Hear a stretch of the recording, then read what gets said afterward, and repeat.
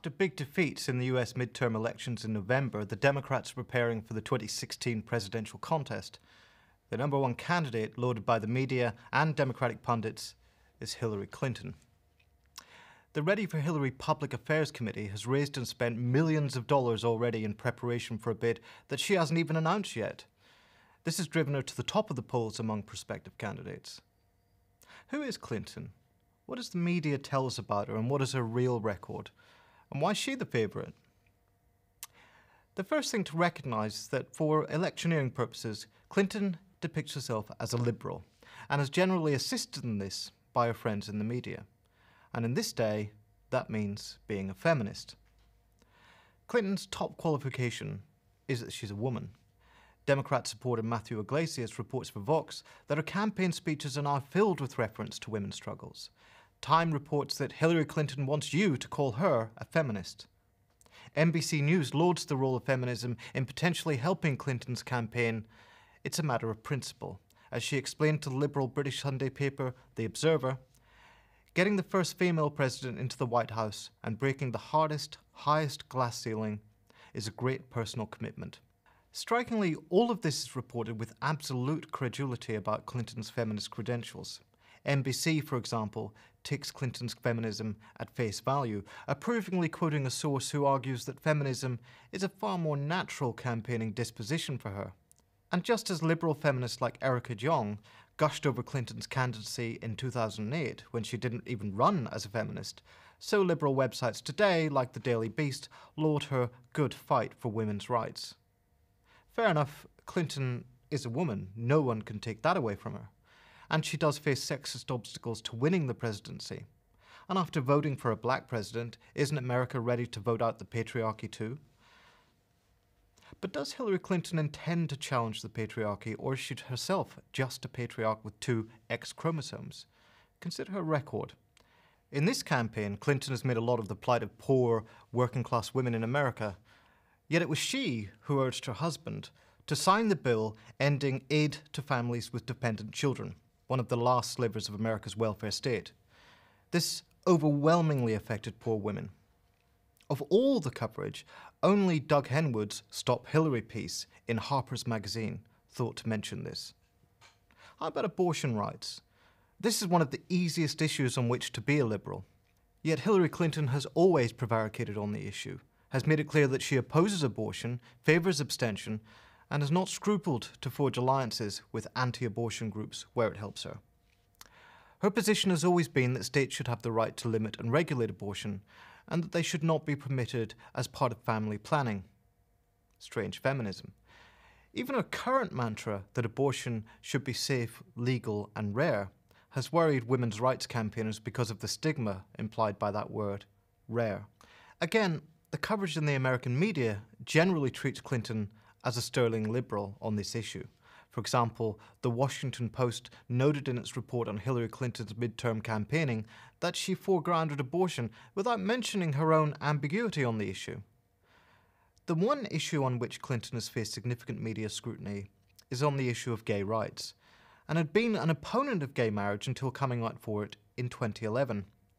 In fairness, The Washington Post's Rachel Weiner wrote an article exposing her opportunistic evolution on this issue. Strikingly though, the New York Times' Amy Chozick, appointed by the paper to cover the Clinton campaign, focused exclusively on the ancient history of 1996 and minimized its significance. Hillary's net worth is $22 million, but one of her pre-campaign themes is that she's a defender of the poor and meek, ordinary American families against the bullies in business and Wall Street. Her supporters in the press take this at face value. For example, the Washington Post's chief political correspondent referred to the strain of populism and class war rhetoric entering her vocabulary without raising an eyebrow. This is helped by the fact that she keeps many of her views, for example on financial reform, artfully concealed.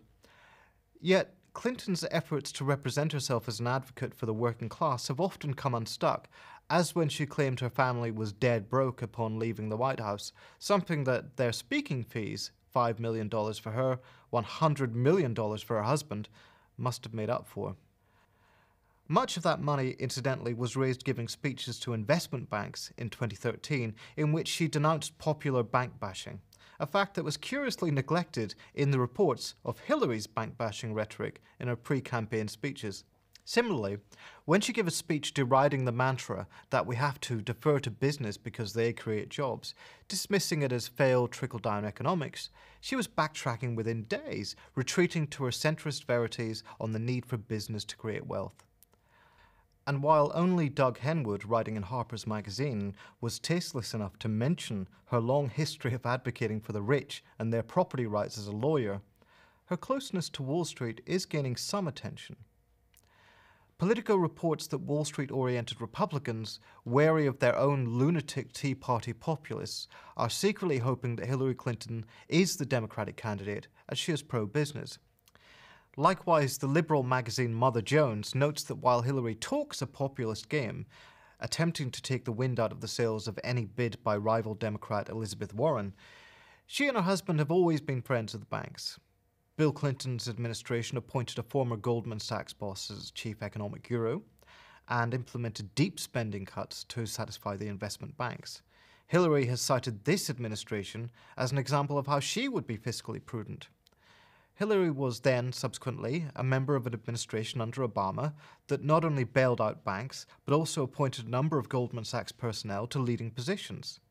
Her political fundraising has always depended upon the banking industry, and now it transpires that the Bill and Hillary Clinton Foundation is heavily dependent on donations from Goldman Sachs. So what can Hillary offer the poor? Any promises she makes must be within the confines of fiscal prudence, meaning a spending policy to please Wall Street. The one populist issue that she was ever associated with was healthcare. Recently, she has taken to defending Obamacare, which subsidizes the insurance companies, as the fruition of her long struggle for healthcare reform. And as First Lady, she seemed to be the most vocal advocate of a public health system. What no media report has yet mentioned is that one reason for the defeat of her proposals was that the system that she helped devise was an expensive lash-up with the biggest health insurance companies called managed competition. Hillary, then as now, was adept at sounding a populist note, complaining that the insurance industry was attacking her policy, whereas in fact it was the smaller insurance companies who would lose out to the monopoly system being created that attacked the policy. Among Hillary Clinton's arguments for a woman president is that, as she told Barbara Walters, women are less attached to macho partisan posturing. At least, though, she can never make the claim that women presidents are less likely to go to war. For Clinton is a hawk, and on this she leaves no room for doubt. As a supporter of the invasion and occupation of Iraq and Afghanistan while New York Senator, she went into a primary battle against Obama in 2008 with 2 failed wars under her belt, and she stuck to her guns on Iraq, and it ultimately cost her victory. Clinton specifically attacks Obama for not providing more military assistance to Syrian rebels and claims that ISIS could have been stopped if he had done so.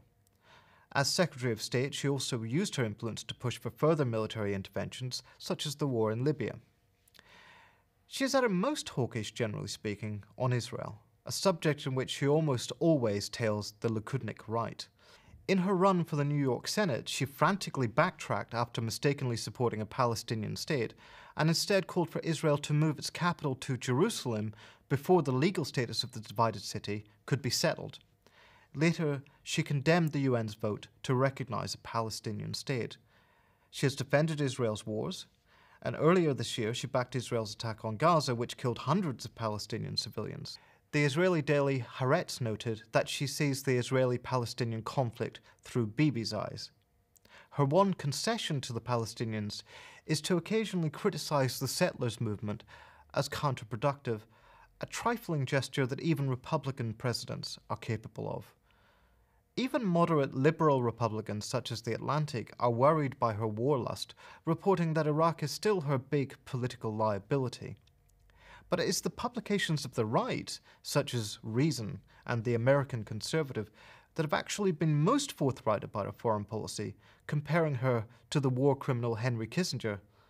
Not without reason, as her Washington Post article reviewing Kissinger's latest memoirs are lauded with praise for the blood-caked old ghoul, whom she calls a friend.